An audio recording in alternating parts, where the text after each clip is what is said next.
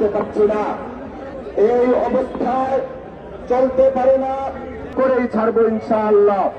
এদেশের 70% মানুষ জুলাই গণভোটে রায় দিয়েছে। আমরা এই রায় কোনোভাবেই বেহাল হতে দেব না।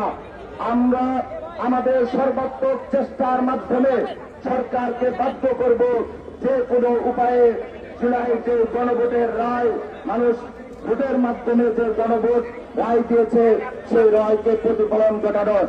সংগ্রামী সাথী ও বন্ধুগণ, আমাদের বিক্ষোভ মিছিল কর্মসূচিতে প্রধান অতিথি হিসেবে আজকে অংশগ্রহণ করেছেন মজলিসের সংগ্রামী সম্মানিত ঢাকাবাসী, সম্মানিত দেশবাসী, আপনারা জানেন এই আন্দোলনের মধ্য দিয়ে যে সরকার ক্ষমতায় এসেছে